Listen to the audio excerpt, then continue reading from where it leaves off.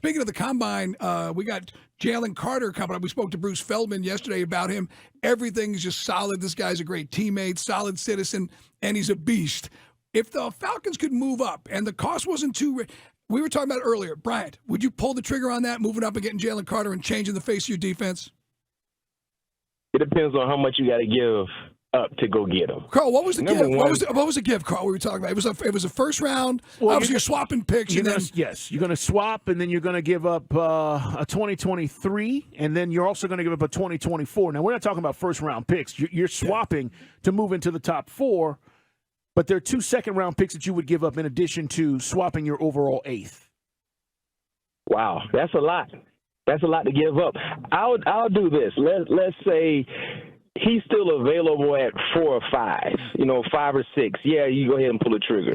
But if you're thinking about pulling the trigger to get outside, get inside the top 3, that might be a bit hefty to pay. I believe this for the Falcons.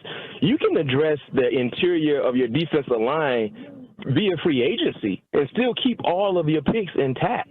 You know what I mean? Because that has been an Achilles heel for the Falcons defense for such a long time. The softness in the interior, not having guys that can dominate. Grady Jarrett has been a one-man army for such a long time. But if you can get someone that can line up next to him, that can be a hellraiser like he's been, that makes the entire defense better. So a name that I like to associate with the Falcons, I think you can get him for a nice deal for both sides, would be Javon Hargrave, who was a terror for the Eagles. You know what I mean? So there are names that you can add via free agency. Now, when it comes to money, of course, I don't know exactly where the cap is for the Falcons, but if you got to give all of that to go get Carter, boy, that's a lot. That's a lot. I mean, so you won't have – you said 2 second-round picks you got to give up also? Yeah, you're going to switch 8 and 4, and then you're going to give up a 2023 second-round pick. Let's just say it's 45, 46, somewhere around there, and then a 2024 second-round pick.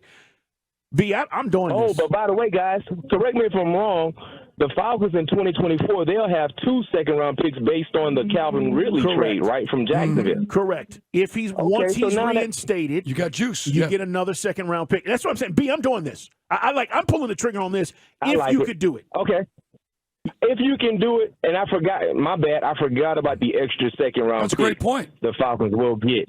So, yeah, if you can do that, and if you believe he checks off all the boxes that you would like to have a guy check off, go do it. But we would agree to all of this, though. I think for all of us talking about this, the Falcons got to get tougher in the interior. Yes. So if he's a guy that you can go get, no question, go do it. Yeah, meaner, tougher, all of those things. And Deron Payne's getting franchise tagged by the Commanders.